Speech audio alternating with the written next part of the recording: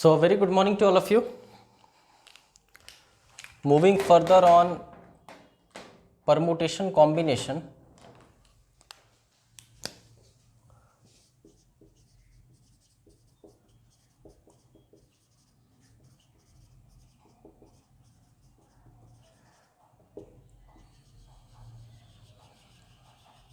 आज हम लोग देखेंगे circular permutation.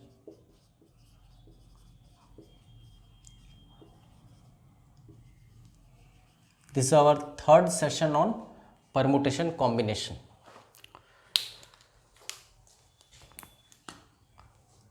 Let us suppose A, B, C, D, E ये लीनियर अरेंजमेंट में है. ओके. और आपसे ये कहा जा रहा है कि बताओ कितने तरीके से सजाया जा सकता है ए बी सी डी ई को. बट ऑब्वियस है, आप देखिए 1 2 3 4 5 सब डिस्टिंक्ट है. आंसर 5 फैक्टोरियल, जिसका न्यूमेरिक वैल्यू 120 के बराबर होगा. इस पर हम लोग प्रीवियस लेक्चर्स में बात कर चुके हैं, एक बार आप रेफर कर लेना. एनीवेज, ये 120 तरीका में हम कुछ यहाँ पर कोट करके आपको दिखाते हैं. जैसे ए बी सी डी ई उसमें से एक होगा 120 में से, B C D E A, C D E A B, D E A B C, E A B C D. I hope आप ये फर्क समझ पा रहे होंगे कि ये सारे के सारे अरेंजमेंट्स अलग हैं. मतलब 120 तरीका में अगर हम 120 को लिखना चाहें तो ये 5 निश्चित तौर पे होगा. चलो इसका हम नाम दे देते हैं. ये 1 2 3 4 5. In fact if you have high level of understanding और आप अगर फर्क समझ पाते हो अरेंजमेंट्स में, तो आप ये भी देख पा रहे होंगे कि E D C B A, okay, या D C B A E, या C B A E D, या B A E D C, या finally A E D C and B. Just have a look on it. I hope आपको ये सब का सब arrangement अलग लग रहा होगा. जैसे आप वेरीफाई करके देख लो, क्या ये अरेंजमेंट के सिमिलर कोई और अरेंजमेंट है. तो इसकी शुरुआत ए से हो रही है. एक शुरुआत यहाँ पर ए से दिख रहा है जो मैच नहीं कर रहा है, मतलब ये एक अलग अरेंजमेंट है. I can say okay. आप जरा इसको देख लो तो बी से शुरू होने वाला एक ये है, एक ये है, लेकिन दोनों अलग अरेंजमेंट है. सी ये दोनों है लेकिन दोनों अलग अरेंजमेंट है. डी ये दोनों है लेकिन दोनों अलग अरेंजमेंट है. ये दोनों बट अलग अरेंजमेंट है. Okay.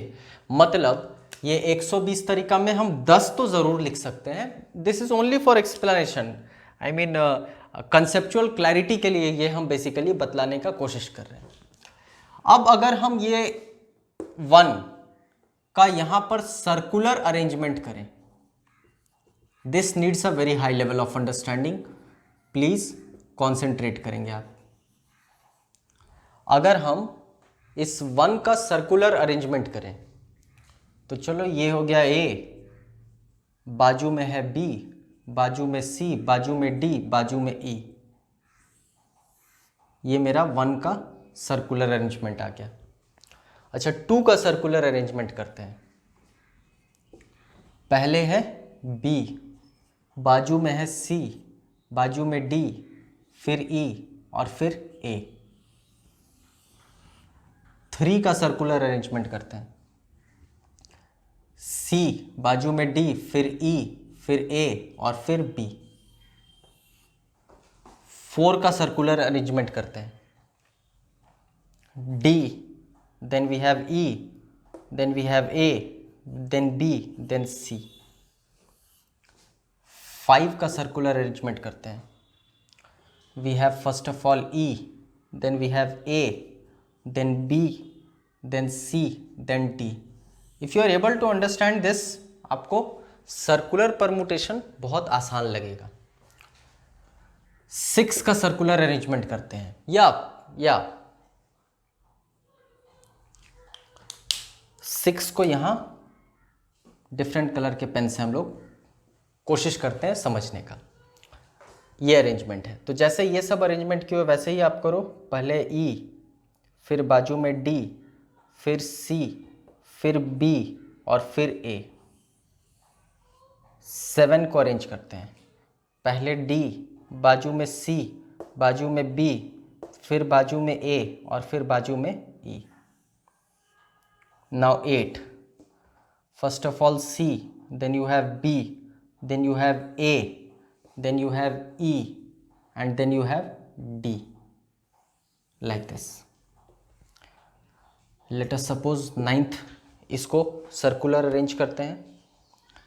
First of all you have B, A, E, D, C, that means B, A, D, E, C.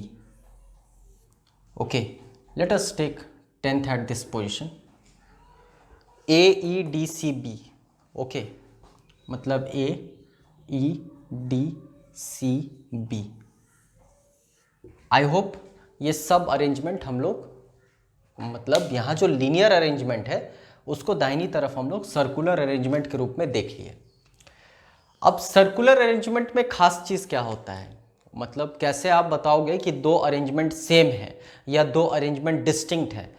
तो बेसिकली सर्कुलर अरेंजमेंट में मेरे राइट हैंड साइड पे कौन है और मेरे लेफ्ट हैंड साइड पर कौन है ये मतलब रखता है। आई होप अगर आप रीजनिंग में पजल चैप्टर और सिटिंग अरेंजमेंट अगर पढ़े होंगे इससे पहले तो ये लॉजिक जान रहे होंगे कि मेरे दाएं कौन और मेरे बाएं कौन यही मतलब रखता है। ओके, अब थोड़ा वेरीफाई करते हैं। जैसे 1 2 3 4 5 ये पांचों डिस्टिंक्ट है, they all are distinct arrangement. Distinct arrangement का मतलब हुआ ये सब एक दूसरे से अलग है। इनफैक्ट आप इसके बारे में भी कह सकते हैं दे आर डिस्टिंक्ट अरेंजमेंट। आप ओके, बस देखना है, अरेंजमेंट देखना है। आप विजिबिलिटी अपना रखो, ठीक रखो, आपको सब अलग दिख रहा होगा। लेकिन यहां पर अगर आप ध्यान से देखोगे 1 2 3 और 4 और 5, अगर ए से पूछा जाए मेरे राइट कौन है, ए के राइट कौन है, तो कहेगा ई। लेफ्ट कौन है, बी। अच्छा यहां जरा ए से पूछा जाए राइट कौन, ई, लेफ्ट कौन, बी। जरा यहां ए से पूछा जाए राइट कौन, ई, लेफ्ट कौन, बी। जरा यहां पूछा जाए ए से राइट कौन, ई, लेफ्ट कौन, बी। जरा यहां पूछा जाए ए के राइट कौन, ई, लेफ्ट कौन, बी। हम तो यहां बस ए को आधार बनाकर दिखा रहे हैं, आप किसी को लेकर रैंडम वेरीफाई कर सकते हो। व्हाट यू वुड फाइंड कि ये और ये सेम अरेंजमेंट है। दैट मीन्स आप इसमें कोई अंतर नहीं बता पाओगे। इसका ये अर्थ हुआ कि सामने वाले को ये समझा भी नहीं पाओगे कि देखो ये 5 अलग अलग अरेंजमेंट है। आप किसी को आधार बना लो, आप सी को ले लो, सी के लेफ्ट कौन, डी, राइट कौन, बी। सी के लेफ्ट कौन, डी, राइट कौन, बी। सी के लेफ्ट कौन, डी, सी के राइट कौन, बी। सी के लेफ्ट डी, राइट बी, सी के लेफ्ट डी, राइट बी। मतलब ये पांचों अरेंजमेंट सेम है। तो हम सर्कुलर अरेंजमेंट में ये जो 5 लीनियर अरेंजमेंट अलग अलग थे उसकी गिनती केवल ये 4 हटाकर एक बार ही करेंगे। मतलब इसका ये हुआ कि सर्कुलर डिस्टिंक्ट अरेंजमेंट में, लीनियर अरेंजमेंट में जो 5 बार हम गिन रहे थे उसका सर्कुलर अरेंजमेंट में हम एक बार गिनेंगे। ओके, अच्छा जरा यहां पर देखा जाए ए बी सी डी ई, ए के राइट बी, लेफ्ट ई। ओके, सिमिलरली आप किसी को ले लो, आप किसी को ले लो, यहां पर लो ए को, ए के राइट बी, लेफ्ट ई, राइट बी, लेफ्ट ई, राइट बी, लेफ्ट ई, राइट बी, लेफ्ट ई। मतलब यहां पर भी आपको दिख रहा होगा कि ये पांचों अलग अलग अरेंजमेंट्स हैं, लेकिन जब इसको हम सर्कुलर अरेंजमेंट पर बिठाने का कोशिश किए तो ये 5 सेम बनता दिख रहा है, तो हम 5 बार नहीं गिनेंगे, हम इसको कैंसिल कर दिए, इसको कैंसिल कर दिए, इसको कैंसिल कर दिए, इसको कैंसिल कर दिए, बस हम एक बार गिनेंगे। ओके, अब क्या खास आपको इसमें और इसमें कुछ दिख रहा है?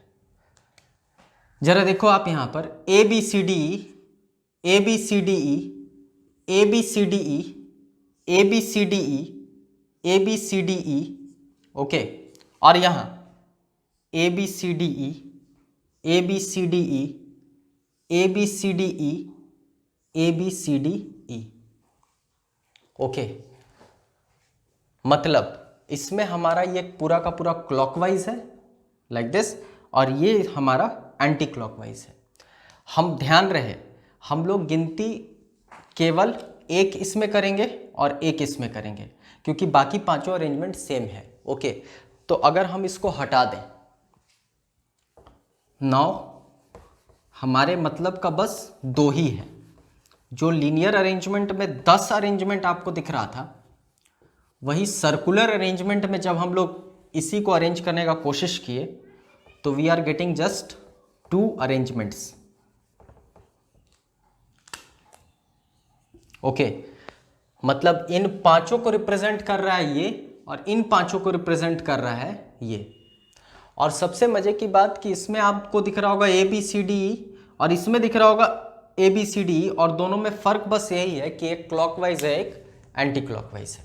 ओके, इसका मतलब ये हुआ कि सर्कुलर अरेंजमेंट में आप कोई भी अरेंजमेंट करो तो उसको 2 तरीके से किया जा सकता है। एक सर्कुलर क्लॉकवाइज किया जा सकता है, और उसी अरेंजमेंट को एक बार एंटी क्लॉकवाइज किया जा सकता है। एनीवेज, एक और खास चीज जरा आप देखो कि यहां पर 120 तरीका था इसको सजाने का, और यहां महज कितना आएगा वो बाद की बात है। यहां जो 10 था वो यहां घटकर 2 हो गया, मतलब नंबर तो मेरा घटेगा, जो अरेंजमेंट्स है वो कमेगा, और सब्सटेंशियली कमेगा। जैसे रिपीटिशन वाले हम लोग क्या देखे थे कि नंबर कम रहा था, मतलब पिछली बार हम लोग पढ़े थे, आपको ध्यान आ रहा होगा, डिस्टिंक्ट परमुटेशन, लास्ट क्लास का एजेंडा था ये, was greater than repetitive permutation। और यहां आप कंक्लूड ये कर सकते हो, लीनियर परमुटेशन या arrangement is greater than circular permutation. Okay, linear permutation हमेशा सर्कुलर परमुटेशन से अधिक होगा। यहां पर हम लोग यूज किए थे डिवाइड, आपको ध्यान आ रहा होगा, पिछले लेक्चर में हम लोग पढ़े थे मिसिसिपी वाला एग्जाम्पल, रिलेट कर पा रहे होंगे आप। 1 2 3 4 5 6 7 8 9 10 11 फैक्टोरियल, जिसमें i 4 बार, s 4 बार और p 2 बार, ये फाइनल आंसर था। और पिछले क्लास में हम लोग ये भी बात किए थे कि किसी नंबर को मैथ्स में घटाने के लिए या तो आप डिवाइड करते हो या माइनस करते हो। ओके, यहाँ पर आपको दिख रहा होगा कि लीनियर परमुटेशन सर्कुलर परमुटेशन से अधिक होता है और सब्सटेंशियली अधिक होता है। क्यों? क्योंकि जो इस तरफ 10 रिप्रेजेंट कर रहा था, 10 अलग अलग अरेंजमेंट थे, वो दाहिनी तरफ सर्कुलर अरेंजमेंट में बस 2 हो गया। उसमें भी सबसे खास बात कि आधा क्लॉकवाइज रहा और आधा एंटी क्लॉकवाइज रहा। ओके, तो हमारा सर्कुलर परमुटेशन का जो फॉर्मूला निकलता है, रिपीटिटिव परमुटेशन में आपको ध्यान होगा हम लोग डिवाइड किए थे, तो यहां पर माइनस करते हैं, आप याद रखोगे n-1 factorial. This is a direct formula. मतलब इसका यह है कि अगर 10 आदमी को सर्कुलर टेबल में बिठाओ, 10 मैन लीनियर टेबल अगर दिया रहता तो हमारा आंसर 10 फैक्टोरियल होता, और 10 मैन सर्कुलर टेबल कहता तो हमारा आंसर 9 फैक्टोरियल होता। Okay, this is a very important question कि हमेशा सर्कुलर परमुटेशन में n-1 फैक्टोरियल होगा। मतलब आज के बाद 8 आदमी को सर्कुलर टेबल में बिठाना है 7 फैक्टोरियल, 7 आदमी को बिठाना है 6 फैक्टोरियल, 6 आदमी को बिठाना है 5 फैक्टोरियल। एक एक्सेप्शन क्वेश्चन बनता है यहाँ पे, हम लोग कोशिश करेंगे उसको भी समझने का। रोजरी का सवाल, माला। जैसे मान लो, again needs a high level of understanding, थोड़ा आप कॉन्सेंट्रेट करना। जैसे मान लो 5 आदमी को बिठाना था, ओके, तो ये एक अलग अरेंजमेंट है,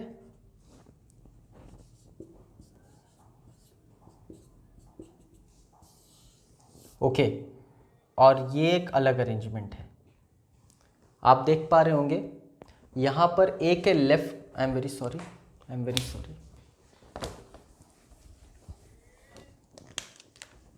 ए के लेफ्ट हैंड पे बी है, ए के राइट हैंड पे सी ई है। तो यहां उल्टा अगर हम ऐसे करते हैं, ओके, आप देख पा रहे होंगे कुछ ऐसा। मतलब ये कि सर्कुलर परमुटेशन में ये एक अलग अरेंजमेंट है, ये एक अलग अरेंजमेंट है, क्योंकि यहाँ ए के दाहिने तरफ बी, बाएं तरफ ई, लेकिन यहाँ ए के बाईं तरफ बी, दाईं तरफ ई, तो ये दो अलग अलग अरेंजमेंट है, ओके। और हम लोग फाइनल आंसर निकाले n-1 फैक्टोरियल, जो ये फॉर्मूला यूज़ किए। ये फॉर्मूला का derivation not beyond our scope, हम लोग के स्कोप के बाहर है वो।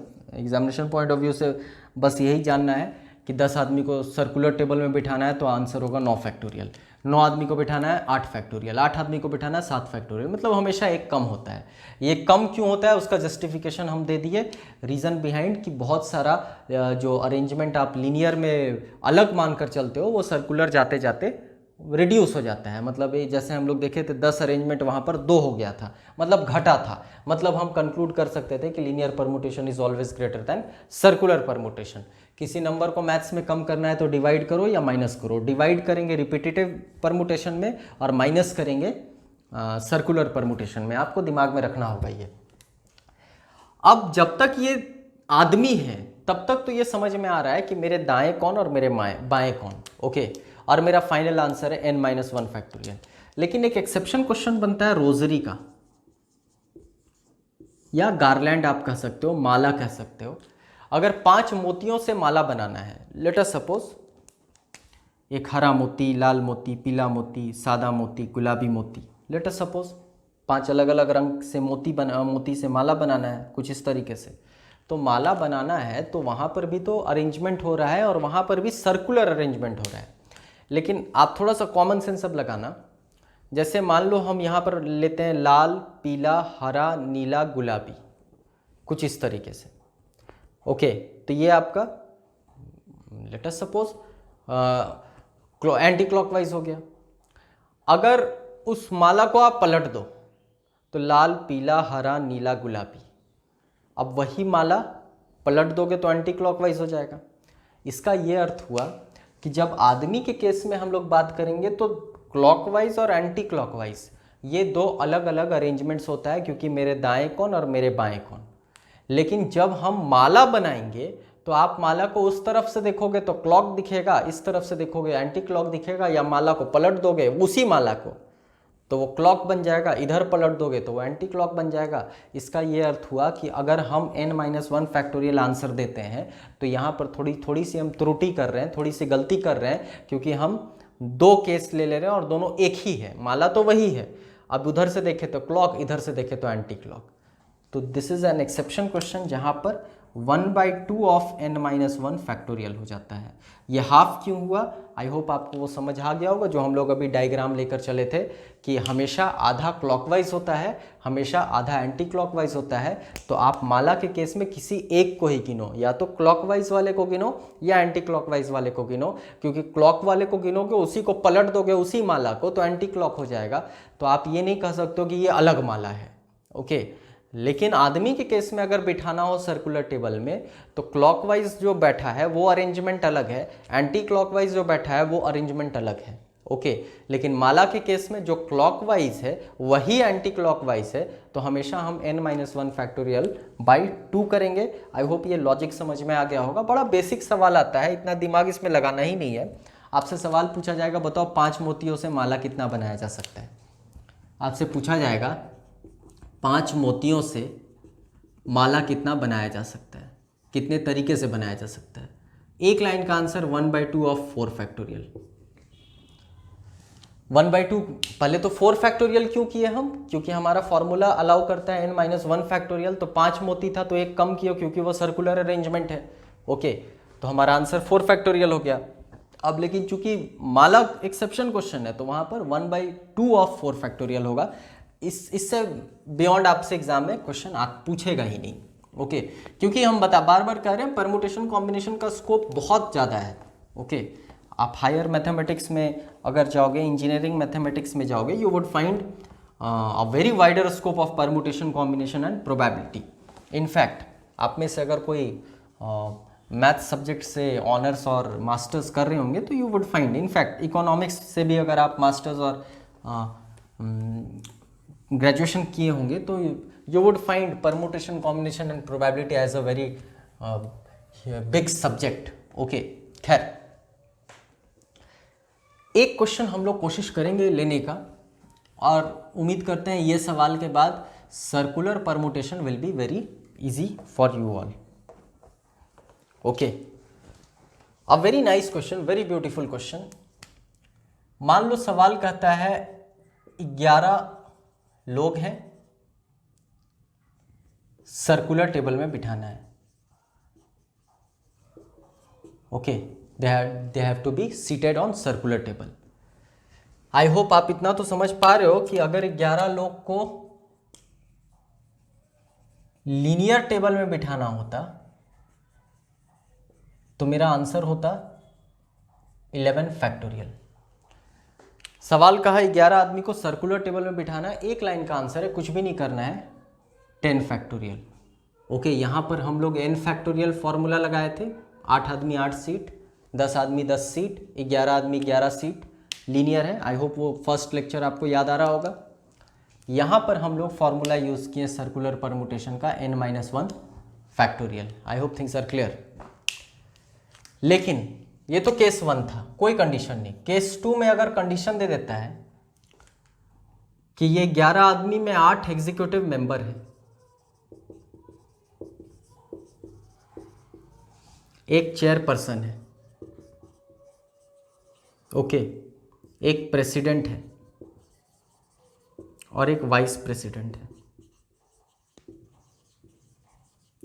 8, 9, 10, 11, मतलब अब बाइफर्केशन हो गया वो 11 आदमी का, और कहता है कि उस 11 आदमी में 8 एग्जीक्यूटिव मेंबर्स हैं।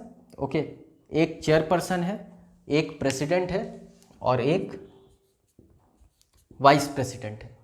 और क्वेश्चन कहता है कि in how many number of ways you can arrange the sitting arrangement such that chairperson, president and vice president sits together।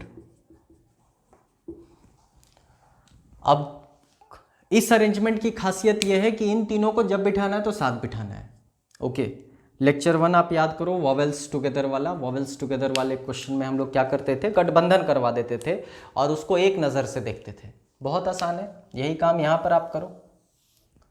1, 2, 3, 4, 5, 6, 7, 8 ये एग्जीक्यूटिव मेंबर्स हैं।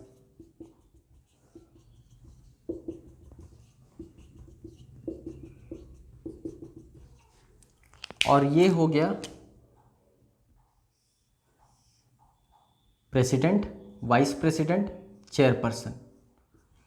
ओके, हम इसको एक नज़र से देख रहे हैं।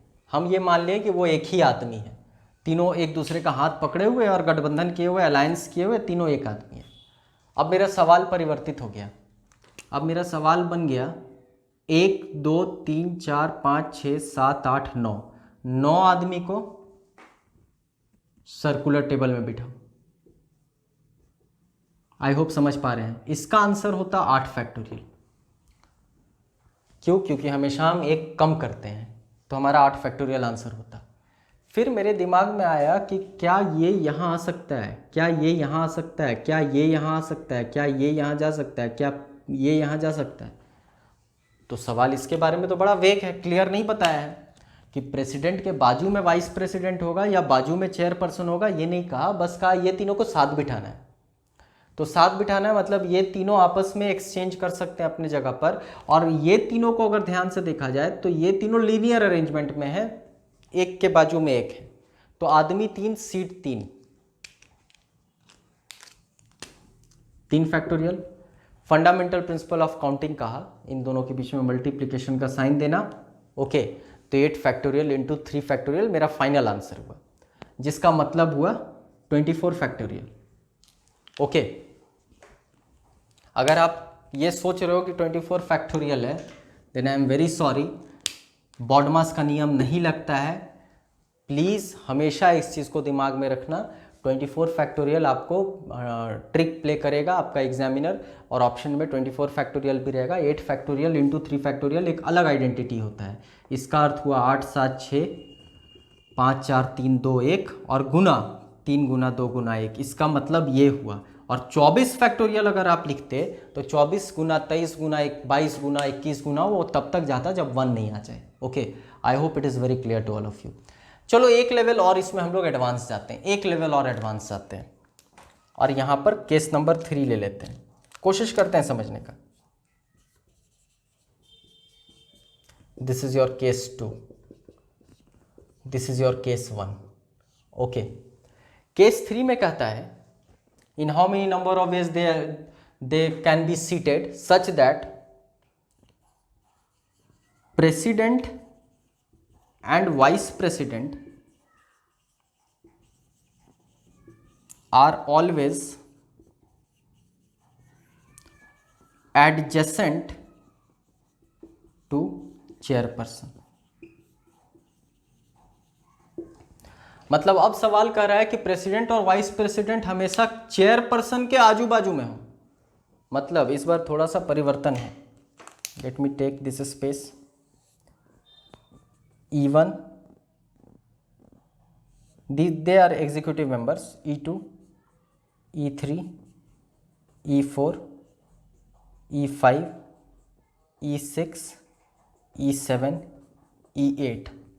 अब यहाँ पर थोड़ा सा कंस्ट्रेंट लगा दिया, लिमिटेशन लगा दिया, और कहा चेयरपर्सन को तो अब बीच में रहना है। रिलैक्सेशन कौन किसके किसके बीच में है? वाइस प्रेसिडेंट और प्रेसिडेंट। मतलब ये दोनों आपस में एक सीट एक्सचेंज कर सकते हैं, लेकिन चेयरपर्सन को तो बीच में रहना है। अगर चेयरपर्सन बीच में रहेगा तभी प्रेसिडेंट और वाइस प्रेसिडेंट उसके आजू बाजू में हो सकता है। आते हैं वापस अपने सवाल पर। 1 2 3 4 5 6 7 8, ये एक साथ 9 आदमी को सर्कुलर टेबल में बैठाओ, 8 फैक्टोरियल। अब जरा इसके बारे में सोचो, क्या ये अपना लोकेशन चेंज करेगा? नहीं, ये और ये आपस में लोकेशन चेंज कर सकता है। आदमी 2 seat 2, fundamental principle of counting multiply करने का। I hope things are very clear. This is maximum at max, इससे ज़्यादा आपके एग्जाम में क्वेश्चन एटलीस्ट सर्कुलर परमुटेशन में नहीं पूछेगा। Okay, that's all for today, thank you.